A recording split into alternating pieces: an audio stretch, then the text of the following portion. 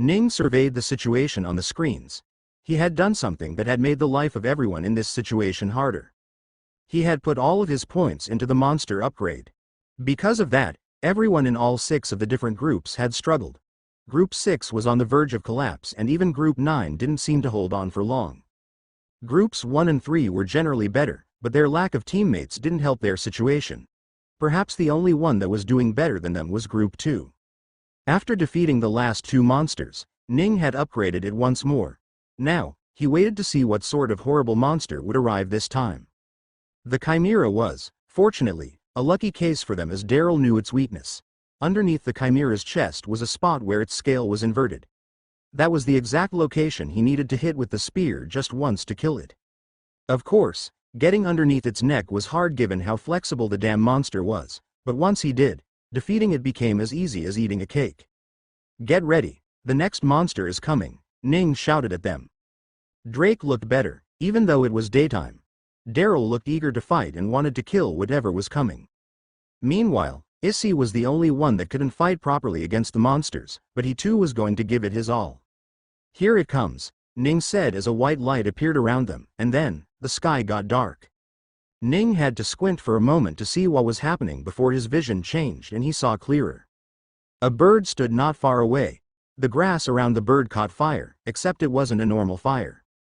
In fact, it looked like the bird's entire body was covered in the same fire as well. To everyone else in the group, what was in front of them was a blob of darkness that they couldn't see through. Drake's eyes, which worked great in darkness, couldn't see the bird's features at all. Issy was as good as blind, and Daryl was only able to see the bird's source of power, which lay inside of its body. Ning was the only one who could see the beast properly. He could see its black eyes, its dark, burning feathers, its light-swallowing dark beak, and the darker-than-black fire that burned on top of it. Ning recognized the bird from one of the man's different information stored in his brain. He looked to the sky to see if it was true. When he saw that light could be seen very, very far away on the horizon, he was sure he knew what was happening. "I'm sorry," Ning said without turning back. "What?" Issy asked. "I'm sorry. I don't know how we can win this," Ning said. "What are you?" Suddenly, the bird stirred up and flapped its wings once. The burning feathers on the bird's body flew off in all directions. Ning immediately created a black hole with every bit of energy he had. He couldn't spare a single amount right now. The feathers that flew towards them all arched into the black hole and disappeared through a portal to the location where Group 5 was located. Immediately afterward, Ning opened another portal to Group 4 where the monster was already gone from, and shouted, "Get in! Fast!" "What? No, we're fighting it," Daryl shouted. "You can't win," Ning shouted. "Bullshit," Daryl said and ran forward to send out a blast of fire from her palms directly towards the bird.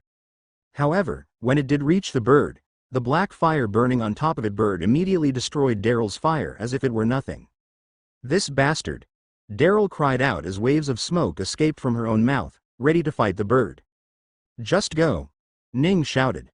"I will handle this one." "I can help too," Daryl said. "Uck." Ning was fed up with her and immediately used his energy to push her through the portal before closing it. He then created another portal for the other two, who jumped in without much thought. Ning turned back to look at the bird with clear fear in his eyes. He didn't know how he was going to fight this one, only that the others could not. He knew all of this bird's tricks.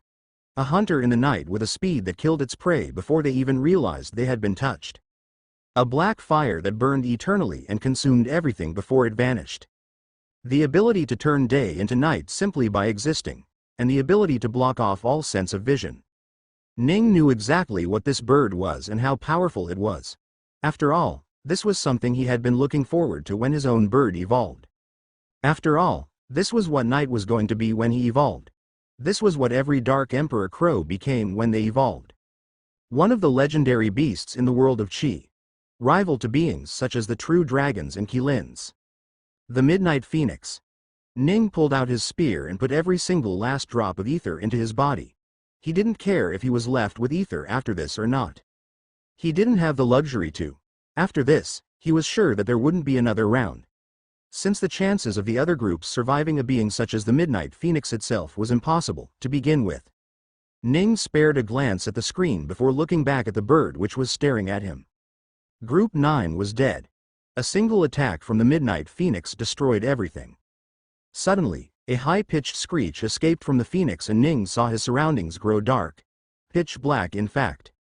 There was not a single source of light to help him see in the darkness, but that couldn't stop Ning at all.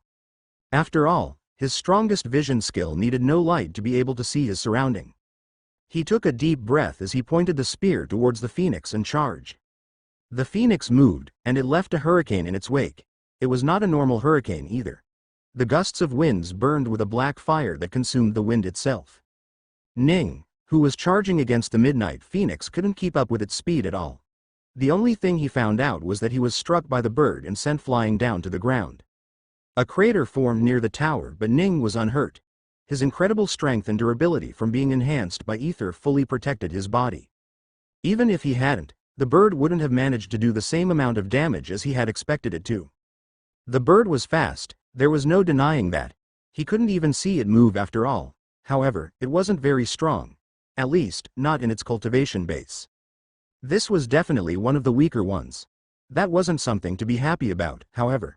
This just meant that he would last a little longer than if the bird was stronger. Ning was about to get back up when he saw a flash of black come through the sky. The next thing he knew, he was missing a leg. The Midnight Phoenix appeared to the side, with half of his leg hung on the side of its abyssal beak and chewed on it. Ning watched angrily as his leg grew back, and the bird saw that too. The bird wasn't intelligent at all, that Ning could guarantee for sure. After all, this bird held no soul. Only those that held a soul could be considered to be intelligent. However, that did not mean that the bird had no shred of intelligence. Even wild animals had some sort of intelligence. Usually, that intelligence came in the form of instincts. Instincts to prey for food when they were hungry. Instincts to run away from predators when they were scared. Instincts to breed when they were in the heat. Instincts to be afraid of a trap they had fallen for before. Instincts guided the brain of those that did not have a soul. As such, the Midnight Phoenix's current brain also had an instinct to tell it something. It told it that the prey down there could become full even after it had eaten his leg, so, if it could continue it, it would be able to become its food forever. When Ning saw the bird's eyes, he knew what he was in for. Immediately, he flew up, but the bird was way too fast. Ning was swept away to the side while the bird ripped off his leg again while he was in midair. At the same time, his left arm caught on fire even as he was tossed away in the air. Ning didn't hit the ground this time and continued flying in the air. At the same time, he used his spear to cut off his arm before it was fully consumed by the black fire. Slowly, his leg and arm regenerated back and he couldn't help but look at the beast with anger in his eyes. "God damn you!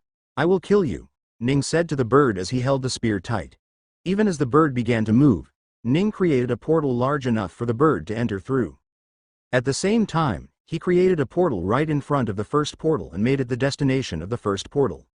So, when the bird entered the portal, it was now forever stuck in between those two portals. The bird was stuck in the portal for a few seconds and fire built up in the air around it. Then, the bird slowed down as it realized it wasn't going anywhere. When Ning saw this, he immediately created more portals around the bird to keep it contained. The bird tried flying once again and entered through one of the portals. It appeared from a random one in the sphere that surrounded it. Ning continued to power the many portals as it, fortunately, didn't cost him a lot of energy to create portals with such a small distance. At the same time, he watched the bird enter through each of the portals and try to figure out what was going on. Even as it entered through every portal available to it, it still couldn't escape the entrapment. Ning felt quite happy that he managed to trap it. Now, he simply needed to think of a way to kill it before he was fully drained of his energy or another one of these birds popped out of nowhere. A minute later, the bird finally got angry as it realized that it was truly trapped and started getting restless. The fire burned around it with no heat at all as it shot out flames from its mouth as a dragon would. The black fires spilled from the cracks in between the trap that Ning couldn't cover as his portals couldn't touch each other, lest they destabilize and destroy each other. Fortunately, the spillage wasn't a problem for Ning. Then, the bird flapped its wings real hard and shot out a bunch of burning feathers all around it. Most of the feathers entered the portals and came back at the bird, however, some of it spilled through the cracks once again. One of them was headed straight for the tower. Ning immediately stopped it, but the bird saw what happened. It realized that there was a way out. The way out was incredibly small, but it was there. and the size of something hadn't mattered to the bird in a very long time. Immediately, the bird's body began to shrink until it was the size of a sparrow. Then, it flew into the portals again. It didn't know where the crack was exactly, so it was going to brute force it. Ning tried his best to stop that by increasing the size of the portal, but no matter how large he made them, they could never touch each other.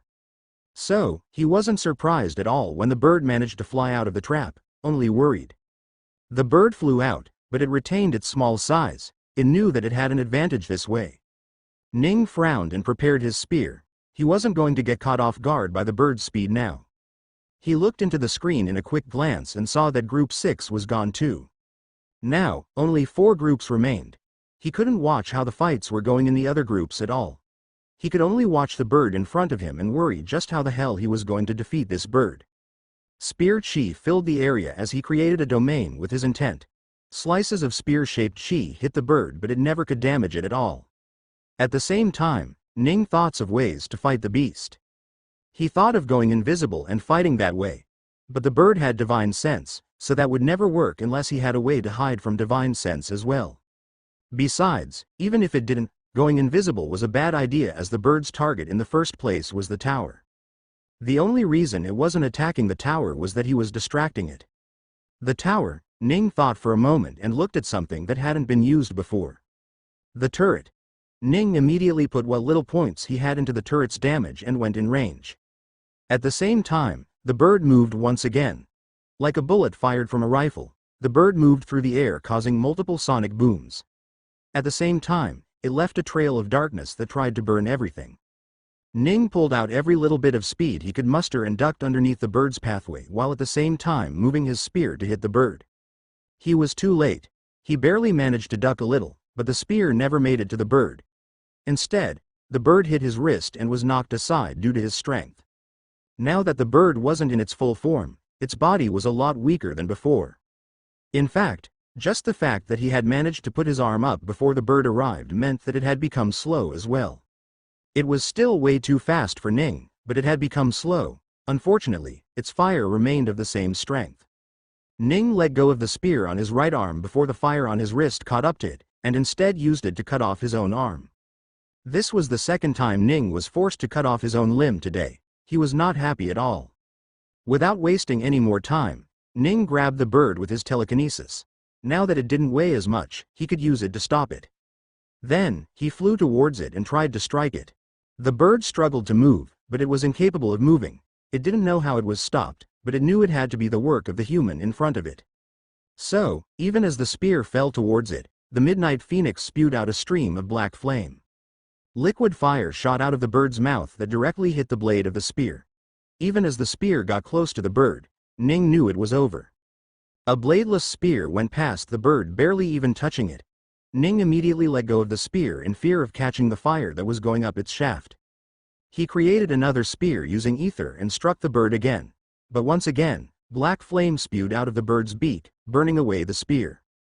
Ning frowned and was about to think of some other ways to hurt the bird when the bird suddenly grew in size. It was back to how it used to be, and that meant Ning could no longer control it at all. Anger flared in the bird's eyes. Even as Ning started creating a portal to run out of the way, the bird spewed out its black flame again. Ning was still in the unknown of what would happen to him if his body were to disappear. Would he simply switch bodies to something else? Or would his body regenerate out of nothing? If that did happen, would the fire disappear after his body was gone? Or would he have to eternally suffer the fires of midnight that consumed until nothing remained? Whatever the answer was, Ning didn't want to find out today. But what could he do? How could he run away? Suddenly, something flew down from the distance and appeared in front of him even as the black flame made its way to him. Ning involuntarily closed his eyes, not wanting to see the figure in front of him get burned away in the fire. However, that didn't happen at all. The black stream of fire struck the figure, but it never went past that point. It flew off the side, went downward and upwards, but it never went past where Ning was. The bird stopped its attack and looked at the person that survived its attack. Its instinct told it this was the first time for such a thing to happen. How? Ning held a stupefied face as he asked. The red-haired, dark-skinned girl turned around to meet his eyes with her own yellow, snake-like eyes. I thought I told you before. I am immune to fire, she said. Ning looked at Daryl in awe. But that's no ordinary fire, he said. Doesn't matter, Daryl said as she turned around, back to the bird. Fire is fire, and if it is fire, it is useless against me. I'm sorry for sending you away, Ning said, realizing that he had sent away someone who could fight. Stop sulking around. It doesn't suit you, she said. Get back up and fight. We have some points we need to earn. Yes, let's fight, Ning said as he stared at the giant midnight phoenix. Daryl flew off without asking, with a fire burning in her hand and behind her wings. Ning couldn't even tell her anything before she arrived next to the midnight phoenix, but the phoenix was way faster than her. It moved, leaving behind a gust of wind full of the fire, but that never bothered Daryl. She turned, while in the fire, and moved towards the phoenix again, and the phoenix turned towards her. The two of them clashed in the middle, and Daryl was the one that took more of the damage in the clash. She tumbled down through the air until she hit the ground. Goddammit, it is strong, she said. I was about to tell you, Ning said, arriving next to her. Its speed is way too fast. We need to fight otherwise. Goddammit. If it just stops, I can show it who's the boss here, Daryl said as she stood up. Can you defeat it? If it stops, that is, Ning asked seriously. Daryl looked at him seriously for a few seconds and said, yes. All right. Leave that part to me then, Ning said. Suddenly, a portal appeared next to the bird. The bird realized what was happening and flew away in the opposite direction, but a portal appeared there too. It barely managed to stop in time and flew in a different direction this time, and yet once again another portal appeared there as well. This time, it directly went into the portal and came out of another portal, before falling into another portal. Once after another, portals appeared all around the bird once again as it was entrapped in it. It spewed out the liquid black flame that fell through the cracks, but nothing more than that escaped out. That's interesting, Daryl said. Why didn't you do this with the others? I didn't need to do it with the others, Ning said. Even though he spoke casually, there was a certain strain on his voice from him having to concentrate his entire being on not letting go of the portal. The criss-cross of space was a heck of a lot harder to maintain than it looked. At the same time, he had been waiting for something else. Shit, Daryl said softly. But Ning heard her. What's wrong? He asked. I can't see anything. That chicken just did something, she said. Ning turned off his vision and he too was in complete darkness. His vision returned and he watched the bird prepare to do something. Suddenly, the bird shrank down to the size of a sparrow. This is it, Ning said, and suddenly he used his telekinesis to grab the bird, keeping it in place. The bird struggled to move, but unless it weighed more than his body, it could forget about escaping his grasp.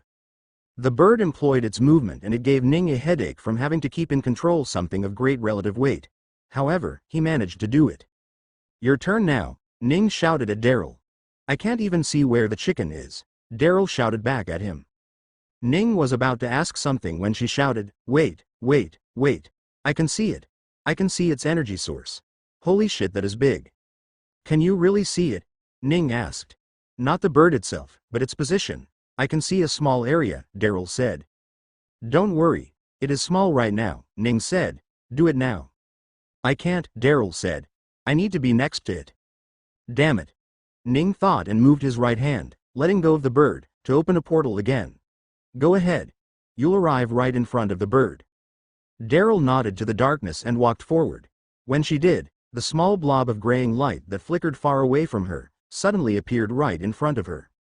She moved her hand reflexively to catch it, but the bird was free now, and it escaped into one of the portals. Ning tried to catch it again, but his eyes couldn't see where it was at all. It hit Daryl on the head and entered one of the portals. Daryl turned to where it went and suddenly she was attacked on the other side of her body. When she turned around, the bird entered another portal. Goddamn, this chicken, she shouted. She didn't suffer any wounds from the bird's attacks, but she did feel the pain of getting constantly hit by something left and right and up and down and front and back. Ning wanted to let go of the portals, but that would put them in a worse position than they started with. So, all he could do right now was put his faith in Daryl and hope she could do it. A few minutes passed by and the bird kept on pelting her all over. Daryl was getting so frustrated that she started sending out fire from her mouth all around the place. Fire entered through the portals and exited out of another one, filling the entire place with fire. And in that fire, the little midnight phoenix flew around hitting her. As Daryl got attacked once after another, she started to get a hang of the pattern in which the bird hit. So, when the bird hit her on the left shoulder, her right hand clawed towards the portal in her upper right area and she clutched something that flew out of it. The bird struggled to move when it was caught, but Daryl's hands wouldn't let it go. Finally, "You die," she said. She slowly raised her hand to the sky. The bird kept on struggling, but it couldn't leave. So, in a desperate attempt, it tried to grow back to its original size. But that was too late. "Die," Daryl said, and a flash of light tore the darkness as lightning fell down from the heavens and struck the bird in her hand. The darkness around Daryl disappeared and she felt the bird in her clutch go away as well. When she opened her hands, she saw the words, 20 points clearly float in them. Ning saw that they had won and suddenly let go of everything. The concentration he had put up to fight the bird had been incredibly taxing. Not to mention the fact that he had lost so much of his ether in strengthening his body enough to survive the bird's attacks. Ether divinity, huh? It's got nothing on a realm immortal that cultivated in chi, he thought. He had known previously, but this battle only served to make him understand how truly powerless he was when he was without a system. Daryl fell to the ground in front of his eyes even as her wings tried to keep her afloat. Ning tried to help her, but he realized she didn't need it. While she couldn't fly, she slowly guided her body down to the ground. "Are you okay?" Ning asked. "Yeah, I'm fine," Daryl said. "I used a technique that I shouldn't have used unless I was in danger and ended up frying my mana circuits." She looked to the side and saw a concerned face on Ning. "Don't worry," Daryl said. "It should heal in just a couple of hours, if not a day." "We don't have that much free time," Ning said. "Sigh, I know," Daryl said. "How long before it appears again?" "A couple of minutes at most," Ning said as he sighed. He was sure he was going to lose. "Didn't we get 20 points?" Daryl suddenly asked. "Yes, we did," Ning said. "Oh, the others must not be finished yet then." Ning opened the screens and saw only 2 screens with people on them aside from his own. Group 2 had all 5 people fighting at once, and Group 3 had its people focus entirely on defense. One of the people in Group 3 was used to creating a barrier, which the black fire apparently couldn't consume entirely. Ning looked at the other 7 screens and saw a midnight phoenix on all 7 of them. How the hell is Genesis able to create so many immortal realm creatures? Even if they do not have the soul, just the fact they're this powerful should keep him from making it all. Then how? Where is he finding all of this power? Ning thought. More and more, Ning was starting to get curious about Genesis' identity. By now, he was sure Genesis was in fact the system's creator. Now, he only wondered what a system's creator was. Were they people that got too strong in their own world and ascended to godhood? Did gods even exist for real? "Arg!" Daryl grunted as he stood up. "Are you okay? Should you be moving?" Ning asked. "Damn, little worm. I fried my mana circuits, not broke all the bones in my body," she said. "Oh, right," Ning said. "So, it doesn't hurt?" "Of course, it goddamn hurts. But a little pain isn't going to stop me," she said. "So, what should we do now? Any idea?" Daryl asked. Ning thought for a moment and looked at his screen, then back at the tower. "I have an idea," he said, "but it is quite risky." "I like risky," Daryl said. "What should we do?" "You will have to get beat up again," Ning said. "Get beat up? Like before?" she asked. Ning shrugged. "Fine," she said. "But if I die, I'm taking you with me." Ning chuckled and got ready for a fight. Together, the 2 of them waited for the midnight phoenix to appear, but it never did. Instead, they saw something bright appear in the sky. When Ning looked up, he saw words that gave him a weird feeling. 8/10 groups have been eliminated. Congratulations to the 2 remaining groups on winning the second round. "What's this?" Daryl asked as she saw something white appear in front of her. "The gem," Ning said, looking at it in awe. "How? So we just win if all the groups die? We don't need to go out of our way to get the gems from the beasts?" Daryl asked. "I think it's over because only 10 of us are remaining," Ning said. All the anxiety and fear Ning had been feeling was flushed away from him as he teleported out of the place and back into the White Room. He looked around, dumbfounded as he saw Drake, Nova, Issy, and Daryl by his side. A little further away were the 5 from Group 2 who too looked haggard from their fight against the Midnight Phoenix. The lion with the wings was missing half of its right wing, and the left side of the elf's head was nearly bald like she had hurriedly cut her hair to protect herself from the fire. One of the girls, that was always in robes, was now missing it, and she stood with nothing but a simple dress and yet bright, blonde hair in full display. Ning saw something bleed into the young man as he seemed the only one without any real damage. The leader of the group, the girl with the violet hair, was full of dirt and sweat, as well as blood from being attacked. The group hadn't made it out as well as Ning and his group had. Ning finally turned to look at his own group and saw Issei with a gem on his head. He too had gotten it after all the 8 groups had vanished. Would the game have ended earlier if there were 10 people with multiple groups? He wondered.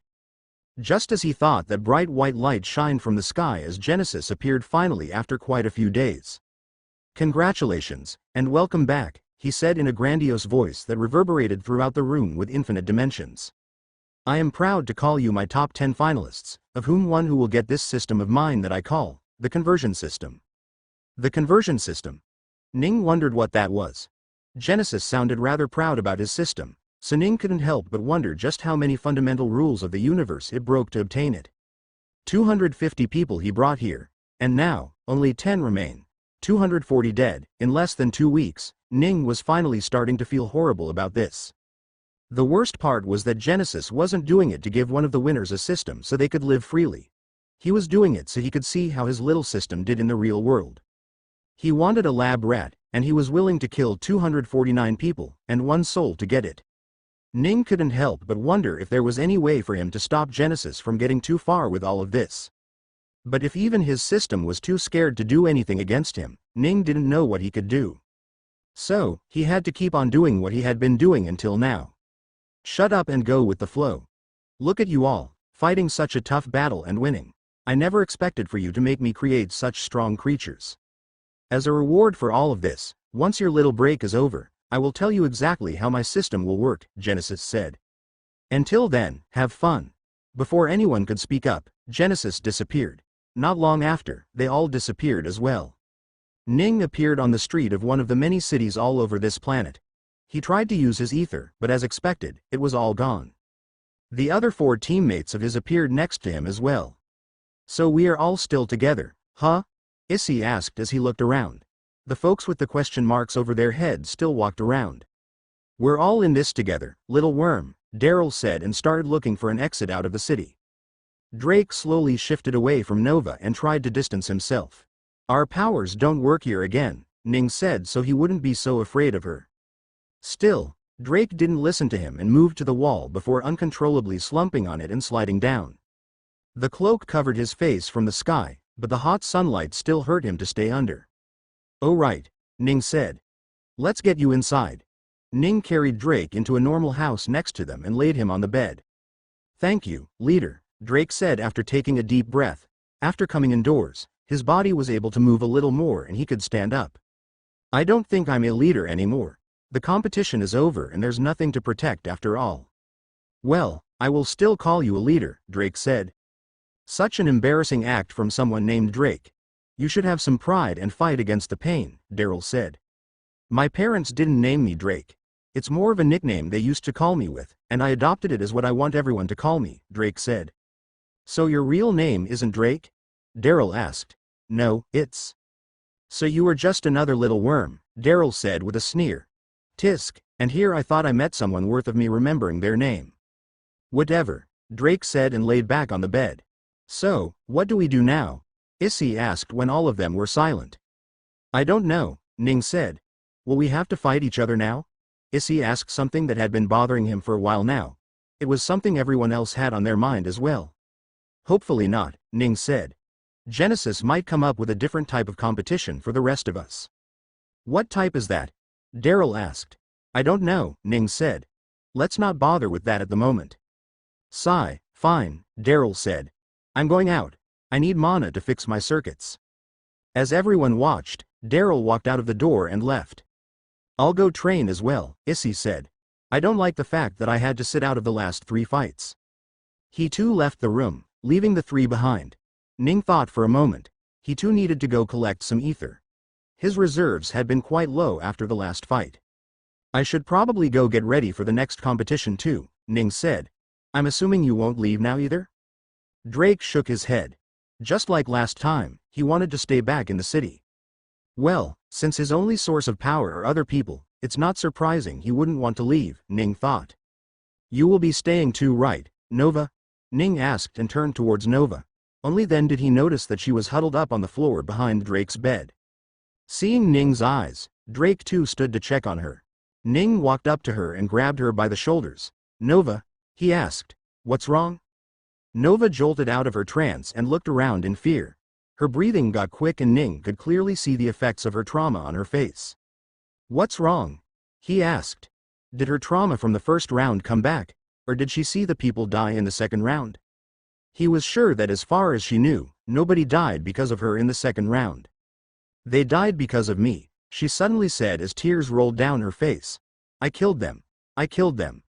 She started shivering like she had felt the coldest of chills ever. What are you talking about, Nova? You killed nobody, Ning said. No, I killed them. They were just protecting themselves, and I killed them. I didn't want to kill them, but I had to, oh God, she cried. Ning was stunned. You had to? He asked, but Nova didn't answer at all. He grabbed her by the shoulders and shook her. Nova, who did you kill? He asked. Nova looked at him with fearful eyes. I killed them, she said. Those people from Group 3. Ning looked dumbfounded. You killed the members of Group 3?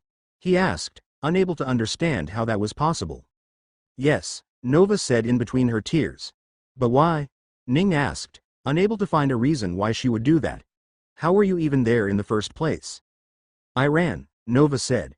As fast as I could. Ning remembered watching on the screen in the last few minutes of the competition. One of the members of the Group 3 was capable of creating a barrier that blocked the attacks of the Midnight Phoenix. Since the competition's end had been so abrupt, Ning wasn't able to understand what had happened, only that they had won. Just not having to fight with the damn bird again had been reason enough for him to celebrate. In between, he forgot to even think about how their victory came about. Now that he did, he noticed how truly confusing it was.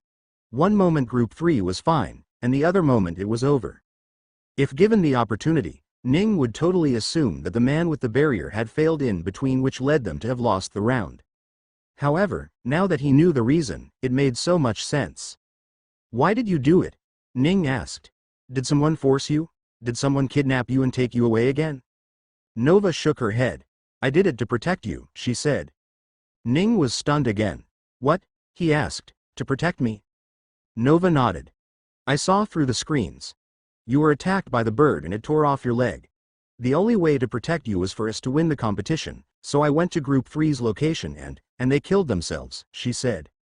I looked like I was going to lose. Ning asked. Now that he thought about it, he really was going to lose. If not for Daryl appearing at the last moment, he would have surely lost.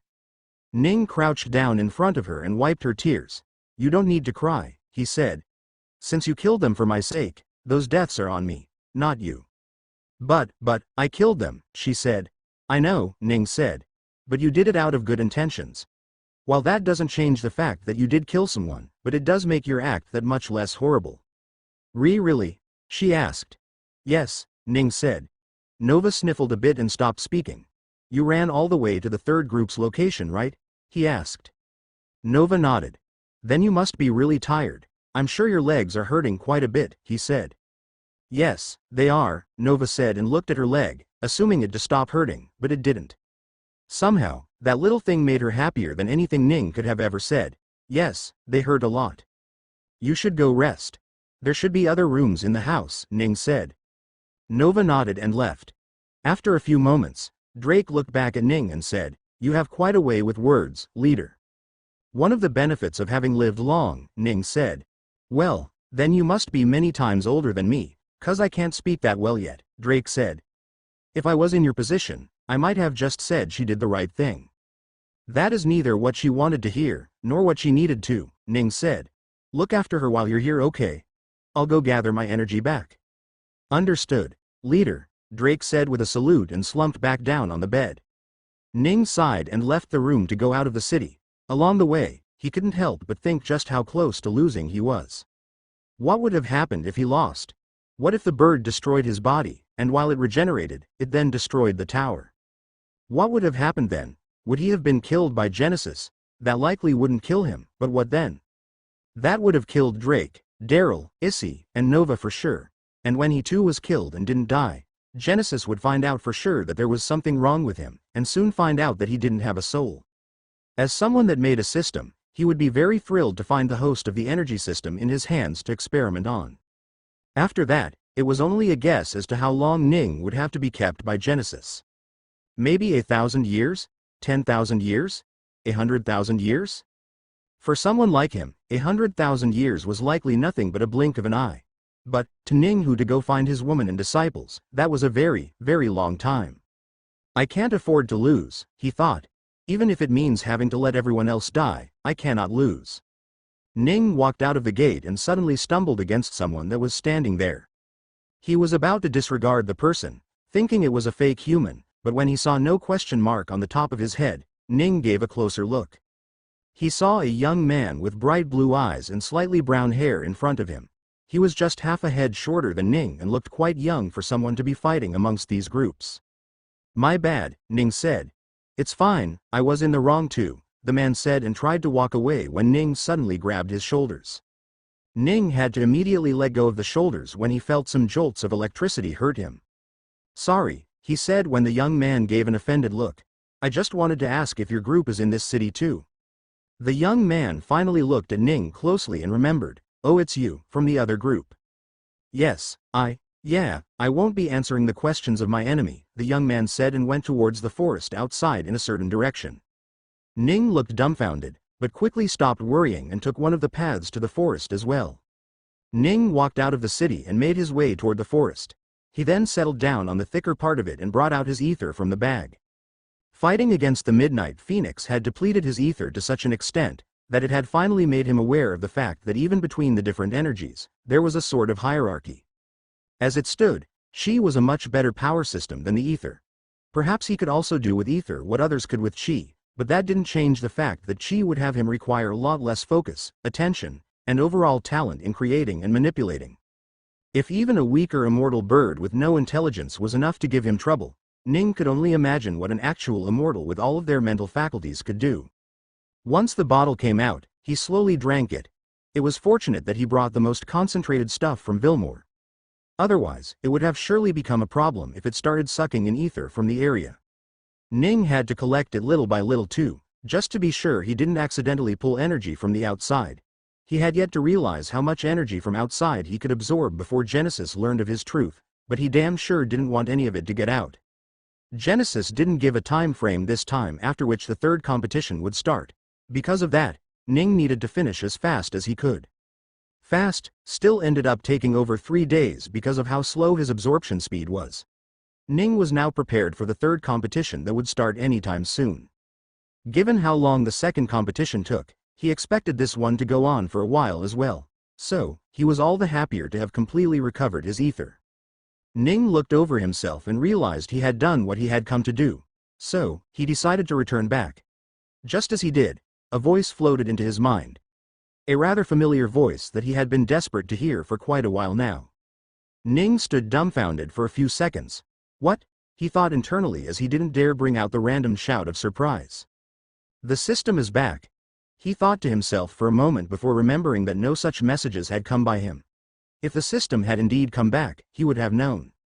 Also, there was something weird about this message exactly. There had been no notification panel that popped up in his mind like it always did.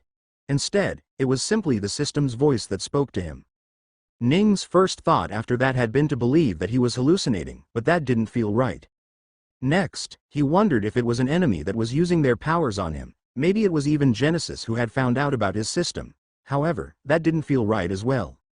Besides, it was impossible for them to get the system's exact voice, tone, and cadence if they had never heard it speak before.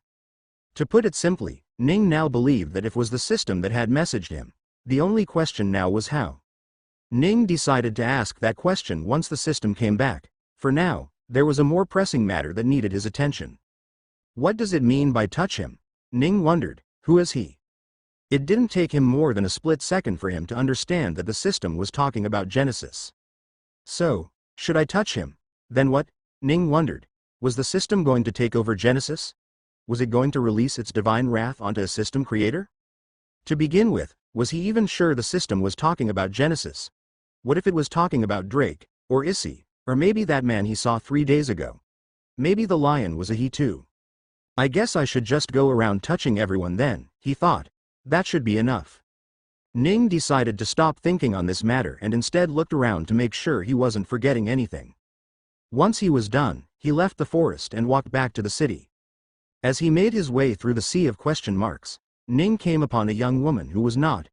She was walking towards him from the left side and would soon arrive in front of him. As she did, she also noticed Ning slowly walking and was a little surprised. However, she didn't just because she saw him, and soon the two of them came face to face with each other. Good afternoon, Ning was the first to greet her. Good afternoon to you too, Mr. Leader, the girl replied with a curious look on her face. You can call me Ning, Ning said. What name shall I call Miss Leader by? The girl gave a cute smile. She was the leader of the other group and had likely seen him a lot through her screens back in the game. She wore a simple white dress with a pink ribbon around her waist. Her violet hair flowed past her shoulders and down to her hips, a striking contrast to her otherwise all-white appearance. My name is Safandra, but you can call me Saf, the girl said. I see, it's nice meeting you here, Miss Saf, Ning said, and his eyes drifted a bit over her head. And what should I call him, her, it? What do you mean? Saf asked. I'm talking about your floating companion here in all blue, Ning said. Saf's eyes suddenly changed to awe, confusion, and surprise. You can see her? She asked. So it's a her, Ning said. Saf nodded. She's called Little Blue, and she's my bonded spirit. She's the one who gives me all of my powers, Saf said. Should you be telling me that? Ning asked with a surprised face. He hadn't expected her to reveal the truth so easily. About Little Blue. I don't see how that could possibly harm me, she said. It's not like I told you about my powers itself. That she did not. Ning was sure by now that she knew what his powers were. After all, he had used them so much in the last competition. While she on the other hand had used nothing until the very last fight. By then, Ning had become too busy with his fight to spare a glance at her group to see what their powers were. In fact, he had been too tired to even care. Still, I'm surprised you can even see her. I wonder why, she mused to herself. I have an idea, Ning said as he moved his fingers towards the Little Blue girl, who looked like a fairy out of a fairy tale. It was hard to pinpoint her characteristics as she moved through the wind like a formless being. Even as Ning's fingers arrived next to her, the little spirit gave him no heed at all. She just kept on dancing in the wind. She won't talk to you, Saf said. She doesn't talk to anyone, not even me. Does she have no intelligence? Ning asked with an inquisitive look. She does, but not in here, Saf said. Her intelligence is drowned in this place as much as her power is. I see, Ning said. I would love to see her when she has her wits about her. Ning was genuinely curious about the Little Blue. He wondered what bonded spirits were. Were they a type of energy to grant powers? Or were they something born of energy and could thus grant powers? If what she said was right and the two of them were in fact bonded, which gave Saf her powers, then Ning was confident that the spirit was bonded to her soul. That would make Little Blue the closest thing to a naturally formed system. That made Ning very, very curious to learn more about her. So, what's your reason? Saf asked. What's the theory behind why you can see her? Ning gave her a smile as he said, Now, I'm not going to reveal my powers so easily, am I? Saf giggled a little with him. Fine, keep your secrets, she said. Now, if you'll excuse me, I need to be on my way to taste this very delicious cake that a couple has prepared for me. She waved goodbye and left the area. Ning kept the smile on his face as he made his way back to the house he had left Drake and Nova in. The sea of question marks couldn't stop him from reaching the house in less than 10 minutes. What did stop him was something without a question mark. Another one.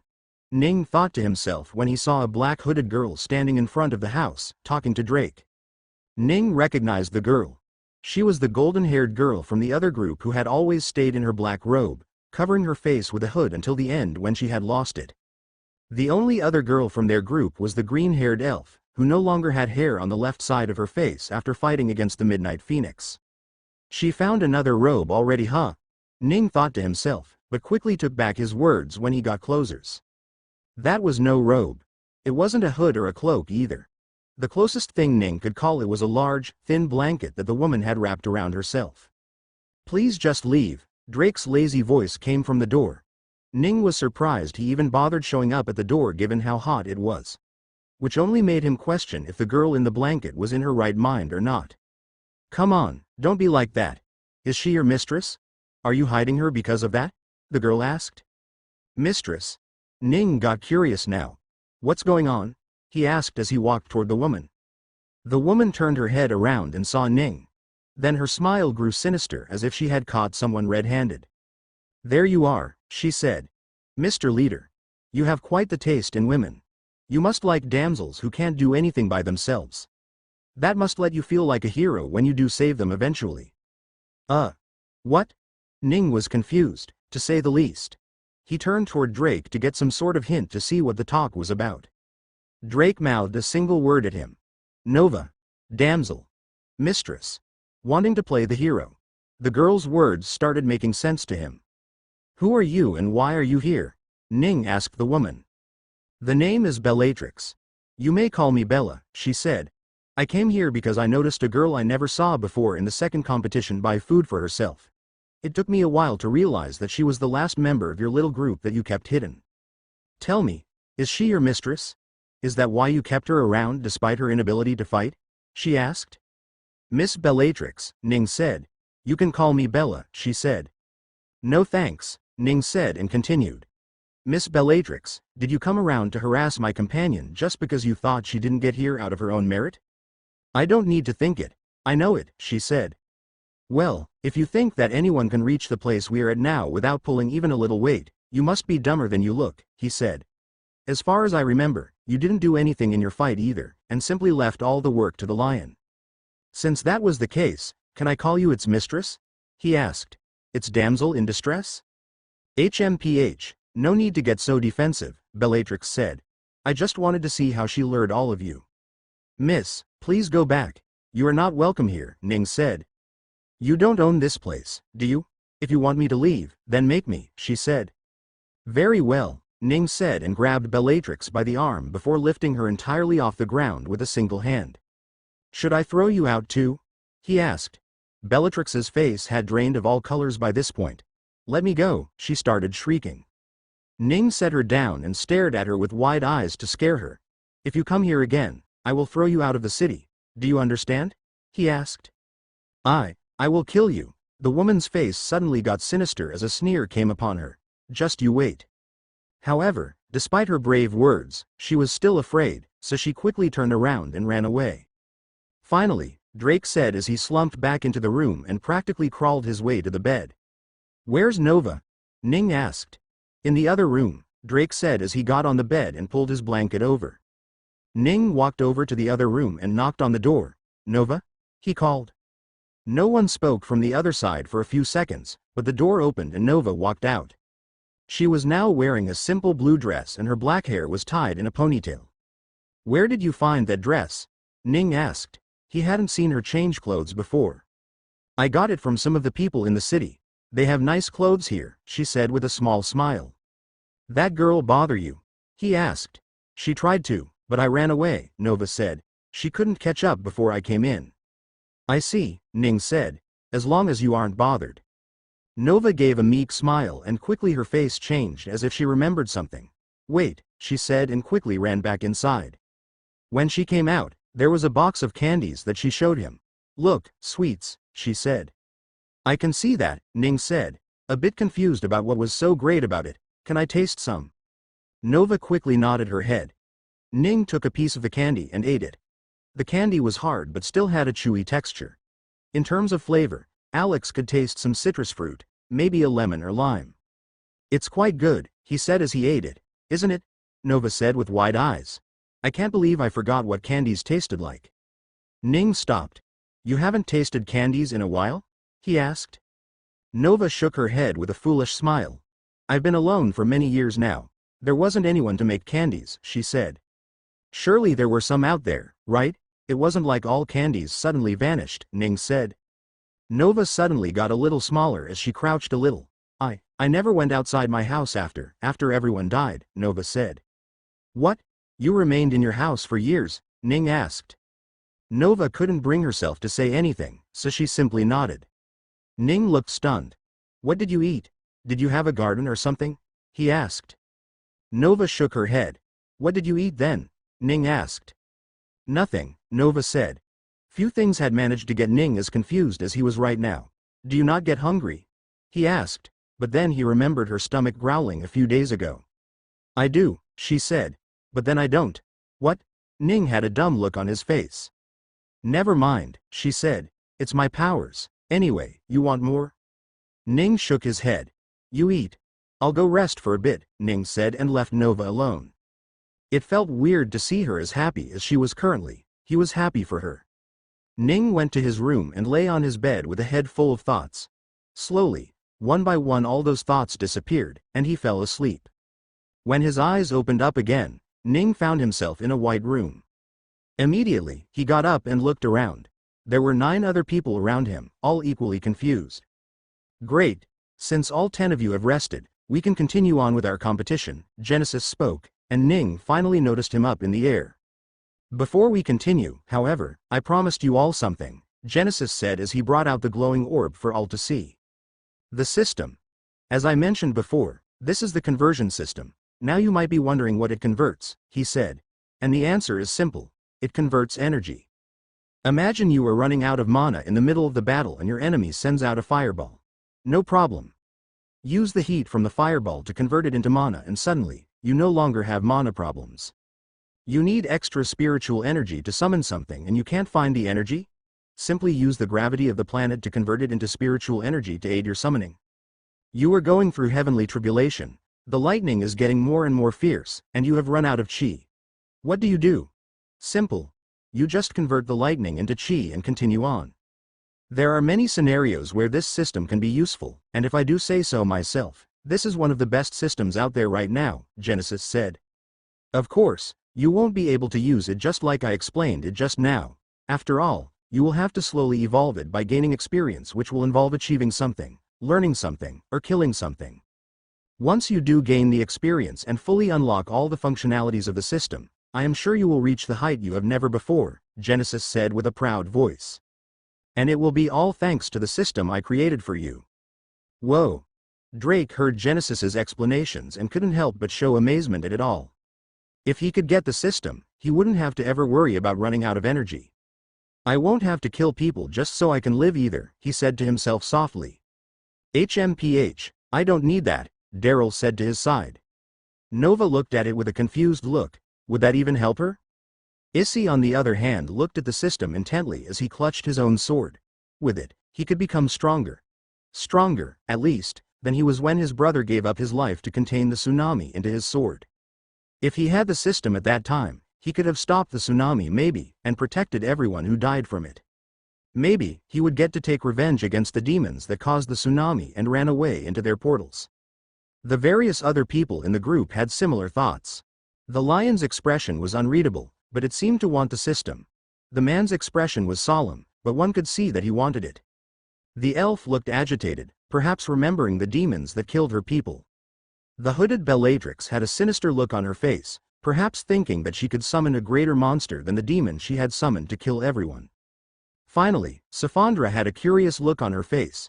She looked to her shoulders from time to time, checking on Little Blue, possibly thinking how this would help her. Ning on the other hand was more scared than anything. Did he really base the system on the energy system? He wondered. Since everything in the system had to do with energy, it begged to question if he did use the energy system as its basis or not. If he did he find another host to use for his experiment? Or was the information about the energy system readily available? Whatever it was, Ning was sure that it broke many of the laws of the universe. Ning couldn't help but wonder if Genesis himself was already breaking many of the laws. Alright, since the explanation of the system is done, let us begin the next round, Genesis said, and suddenly something appeared in front of every one of them. Ning was pulled out of his trance as a screen appeared in front of his eyes with 5 different squares of different colors in it. Yellow, blue, red, green, and purple. He was confused for a second before he saw the words at the top of the screen. Choose a color, why? Ning wondered and randomly pressed on the red color. However, before he could touch it, it grayed out. Huh? He made a sound. Hey, I was trying to get the red one, Drake said from the side. Why did you take it, Daryl? Why not? Daryl said as she pointed to her bright red hair and dress. If I don't choose red, who will? Ning looked back at his screen and saw that the grayed-out red square had Daryl's face on it. Oh, so it's a choice between the group, Ning said out loud. Huh? Issy asked. It's a choice between us 5. We are to choose the 5 different colors. You guys can each choose one, Ning said. Oh, Issy said as he looked at his screen. If that is the case, then I hope you guys won't mind if I take blue. Take, Drake said. I would be offended if you didn't. Ning looked at his own screen and wondered if he liked any of these colors.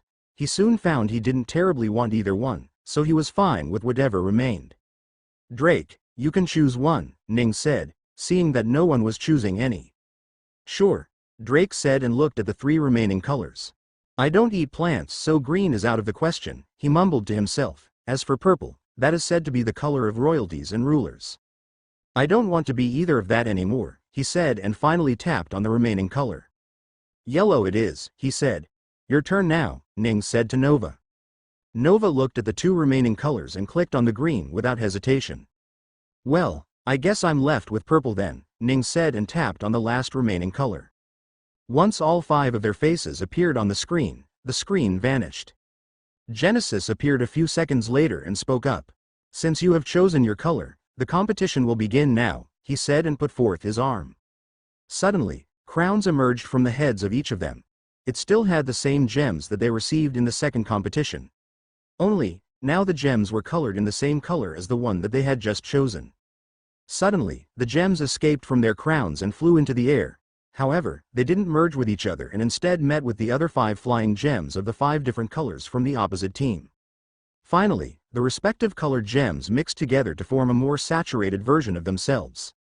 Then, the 5 saturated gems hung in the air, beneath which a stage appeared, big enough for any one of them to fight in. Ning quickly understood what was happening. The next round will reduce the 10 to 5. It will be a one-on-one against the person who chose the same color as you from the other group, Genesis said. Whoever wins the battle between the 2 will get the gem that hangs in the air. When the fight for all 5 gems is over, the competition will end as well, he said. Every single one of the 10 remaining people couldn't help but be shocked as to just how hard the next round was going to be. Ning couldn't help but look to the other side, wondering who he would have to fight. He could at least name one that he hoped he didn't have to fight against. The 5 gems hung in the air, a constant reminder that in a short while 5 of them were going to die. The mood could not be any more somber, and Genesis didn't like that at all. Before the fights start, I have good news for you all, he said. There are 3 ways of losing in the upcoming fights. You lose if you die. You lose if you are sent out of this fighting platform. And finally, you lose if you die, Genesis said. If you do not die in the next match, you will get to live until the end to see the winner of this whole thing. After all, what good is an award ceremony with no one to witness it? Genesis asked. Genesis's attempt at brightening up the mood only had the opposite effect. He realized that too, so he stopped trying to make them happy and instead went on with the matches. All right, let's start it then, he said and put forth his hand. The gems that were hanging in the air started spinning fast, and a single gem fell from the spin directly onto Genesis's hand. Genesis propped up the gem for everyone to see. Yellow. Tisk, Drake said from beside Ning. It seems you were first, Drake, Issy said. Good luck, Nova said softly. Even though you are not using your real name, make sure you live up to it, little worm, Daryl said. After learning that Drake wasn't actually named Drake, but was rather a nickname, the respect that Daryl gave him seemed to have gone with it as well. Do your best, Ning said. Yeah, well, let's see who I am to fight, he said as he walked onto the stage. From the other side, a young man walked onto the stage as well. It was the only man in the other group. Ning looked at the short-haired man, and then at the lousy, cloaked Drake. The difference was astounding. Well, he should be fine once we get our powers back, Ning thought. Stand on that circle, Genesis said to the 2 men that walked on stage. Drake and the other man went to the opposite end of the stage and got ready to battle. Drake lousily stood while Genesis started to speak again. Introduce yourself before you fight, he said. Drake rolled his eyes and opened his mouth to speak up. I am Drake, the other man said from the other end of the stage. I know. I also know the name of your companions. Daryl, Issy, Ning, and Nova. I am Taran. Let's just get this fight over with so I can return back to my seat, the man said. Drake got a little angry when he heard that. "No, that is not my name," he said. "Drake is my nickname that only my parents and my friends get to use. You are neither one of those, so you will refer to me with my real name." "Oh." Taran gave a surprised look. "And what would that be?" "Dracula. Vladimir Dracula III, King of the Lifestealers, ruler of Transilgard." Ning looked at the stage with a bit of shock and a bit of surprise on his face. "Oh, I never realized," he said. "What, his name? I don't think any of us did," Issy said. No, not his name. But rather his species," Ning said. "I didn't realize he was a vampire or at least something like that." "Since the both of you have introduced yourself, we shall begin the fights now," Genesis said. "I will count to 3. On 2, I will let you use your energy in a bubble around you. On 3 you start fighting," he said. 1. Drake stopped slouching and got a little straighter. 2. Suddenly, he got his life force back and he could feel the power coursing through his veins again. He looked in front of him ready to fight when he saw something crawl out of Terran's skin. It was silver and white and shiny at the same time. There were spots of black and blue from time to time, but mostly it was just white and silver. Drake didn't know what to think about it, but for some reason, he thought it looked like metal. 3. Fight.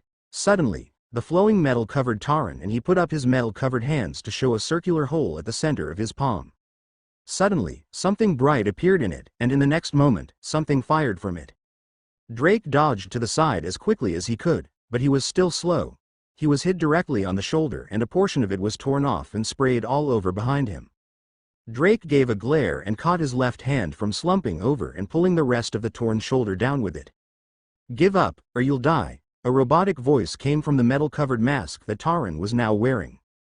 "Like hell I will," Drake shouted and dashed forward. His mouth showed fangs that were never there before while his missing shoulder slowly started to grow back, bone and all. Very well then, the blasters on Taran's palm brightened and fired once again. Suddenly, Drake disappeared in a puff of smoke and the blasters missed him. What remained was a small bat that flew at super speed and just before it arrived next to Taran, it changed back to Drake and gave a deafening blow to Taran's head. However, his fist didn't touch Taran at all. A portion of Taran's helmet flew out to create a physical barrier that stopped him. Drake immediately spun and kicked the right side of Taran, but a portion of his stomach's covering once again came out to block the attack. Drake turned into a bat and arrived further back to look at Taran seriously. He barely managed to catch the smug smile that was now hidden behind the flowing metal that covered his face. "You ready to give up yet?" Taran asked. Drake gave a sinister look as well. "I have not even started yet."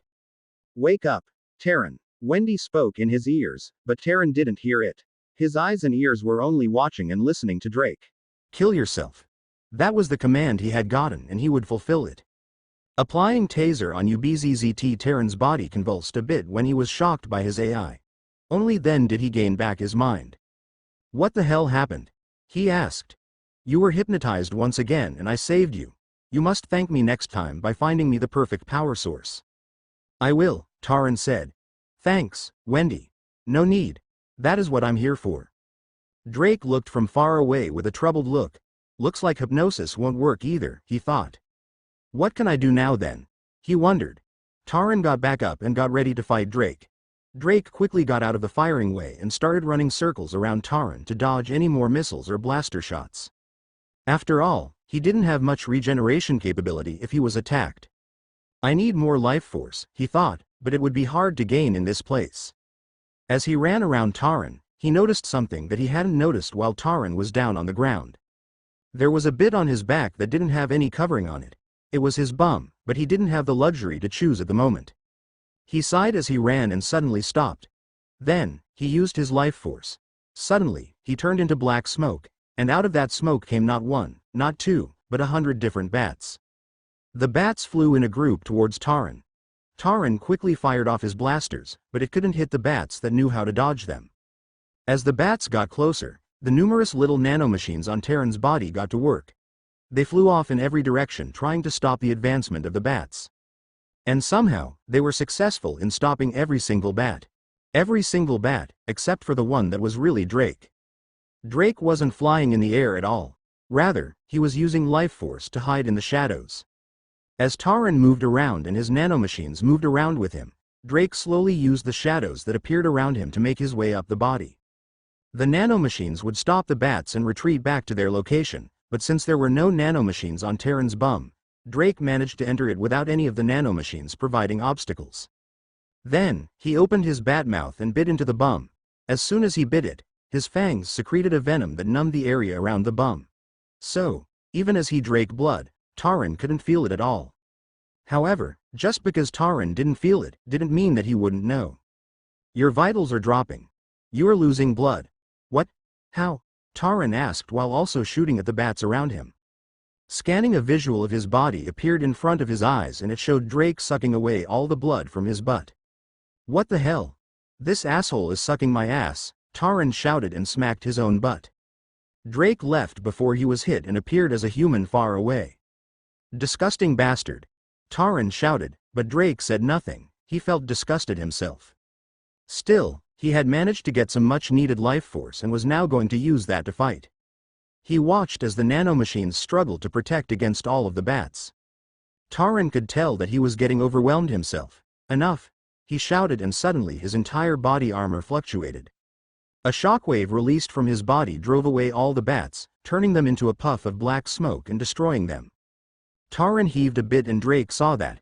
I need to overwhelm him more, he thought. Then he used up his life force even more and suddenly he felt very light on his feet. In a flash, Drake appeared next to Taran and he punched his face. The nanomachines around that part moved to block the attack, but Drake was already on his right side, punching it again. Before the nanomachines could even do anything, he disappeared once again and arrived behind him. He tried to grab the open area around his butt, but it seemed to have been covered already. Nanomachines from Terran's behind moved to stop, but Drake was already at the front where the nanomachines had first moved to protect him. Drake's hands moved towards the empty shoulder from where the nanomachines had left and dug his long nails into them. Then before the nanomachines could move back, he tore off a chunk of the shoulder. Arg! Taran cried out in pain as blood seeped out of his armor. Applying anesthesia and freezing the wound, Wendy did what she could, but Drake wasn't going to stop his attack now. He moved right and left, weaving around and into the nanomachines that protected him. Soon they stopped leaving Terran's body. However, that meant that Taran would now have to feel the full force of Drake's attack. Each punch felt like a truck hitting him. Taran tried to attack or even just hold on, but he wasn't able to. Slowly, he was punched until he was at the edge of the stage, and then with a final kick, Taran was sent flying out of it. Before he hit the ground, Taran tried to fly back, but he was already considered to have left. So, the energy source that powered his suit suddenly went dormant and the nanomachines seeped back into his body. Taran fell onto the ground with a massive thud and suddenly lost consciousness. Drake stood on the stage as he heaved in deep breaths to fight the fatigue he was feeling. Bright white light shined from above him as Genesis appeared.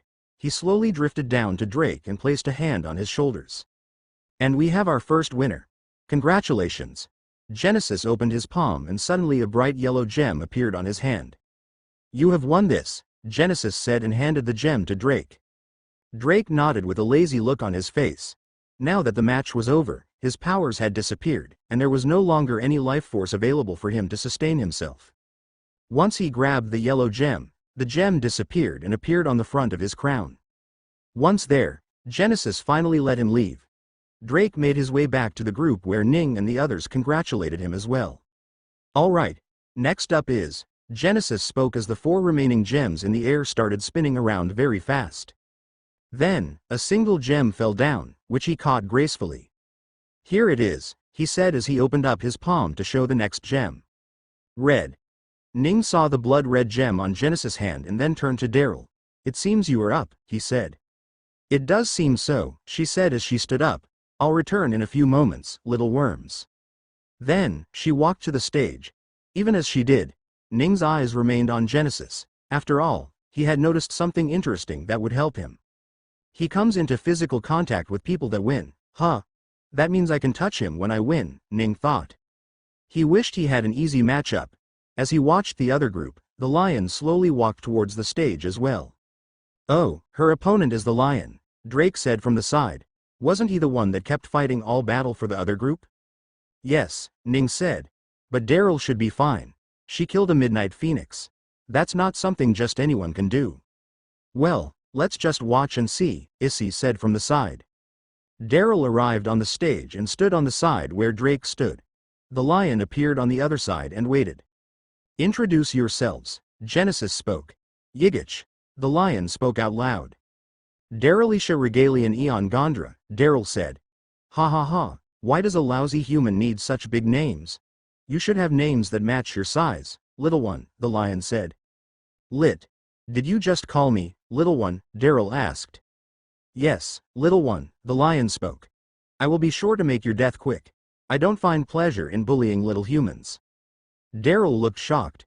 She couldn't believe someone had the audacity to say such things to her. "Now you've done it," Daryl said as her face filled with rage. "All right, we will start in 3, 1, Derek's eyes narrowed as her breath deepened. 2, suddenly, power returned to both of them. The lion got his aura back, while Daryl got her mana back. As soon as she could feel her access to the mana, she decided to let go of this little body and return to her natural form. As she did, her body started growing. The color of her skin changed, going from black to red. The lower half of her face extended until at the front of her face was nothing but a snout. Her yellow slitted eyes fell into place around her now red skin. The long red hair on her head changed into manes that hung from the back of her neck. 2 massive black horns appeared from her head that had a live fire burning on them. Her body itself got larger and wider. The red dress she wore slowly stuck to her skin and became part of it as it slowly turned into scales on her body. Daryl's wings appeared from her back that slowly got larger and larger. As it grew, Ning and the others realized that they were wrong in assuming that it was a bat's wing. A tail appeared from behind her as well until it was out of the stage. It slammed on the ground so hard that Ning could feel vibrations from all the way in his seat. The lion watched in horror as Daryl's real form appeared nearly 3 times his own size. "Call me little one more time," a distorted voice spoke from what was Daryl. You're a dragon, yes," Daryl finished his sentence. "Are you going to call me little again?" 3. Genesis finished speaking. Suddenly, Daryl opened her mouth and a massive fire burst out of it. A crimson-red fire hit the lion before it had time to use its aura to protect itself. The fire lasted for a few moments, and when it finally disappeared, there was no sign of the lion anywhere. The match had ended as soon as it had started. "Oh, look at that, it's already over," Genesis spoke. The 4 members on the other side looked in horror at the stage. Had it been any of them that had chosen the red color, it would have likely been them that got incinerated like that. Daryl changed back to her human form as her horns and tails disappeared. Her skin became dark again and the scales in her body became her red dress. "Congratulations," Genesis said as he patted Daryl's shoulders. "Here." Daryl took the red gem, which appeared on her forehead, and returned to the group. "You're a dragon?" Drake asked with wide eyes. "Yes," Daryl said. "You're a freaking dragon?" Drake said again. "I said yes," Daryl said. "Why did you not say that before?" Drake asked. "Why should I? You didn't say who you were before either," she said. That shut Drake up. "You seem to hate being called a little human," Issy said. "Of course," Daryl said. "That bastard dared to say it." "And yet you call us little worms all the time. Isn't that hypocritical?" he asked. "What's wrong with worms?" Daryl asked with a confused face. "Worms are much stronger than humans. Since you are strong humans, I chose to call you worms." Everyone looked at each other awkwardly. "Since when are small worms that wriggle in mud stronger than humans?" they asked. "What? No, not worms." "Worms," she said. "Isn't that the same thing?" Ning asked. "Worms. Goddamn it, I can't say it right as a human," Daryl said. She pointed her lips a little and spoke again. "Worms. WYRMS, worms." "Oh." Ning and Issy finally got it. "You guys thought I would call you anything less than that?" Genesis opened his palm and suddenly a bright yellow gem appeared on his hand. "You have won this," Genesis said and handed the gem to Drake. Drake nodded with a lazy look on his face. Now that the match was over, his powers had disappeared, and there was no longer any life force available for him to sustain himself. Once he grabbed the yellow gem, the gem disappeared and appeared on the front of his crown. Once there, Genesis finally let him leave. Drake made his way back to the group where Ning and the others congratulated him as well. "All right, next up is," Genesis spoke as the 4 remaining gems in the air started spinning around very fast. Then, a single gem fell down, which he caught gracefully. Here it is, he said as he opened up his palm to show the next gem. Red.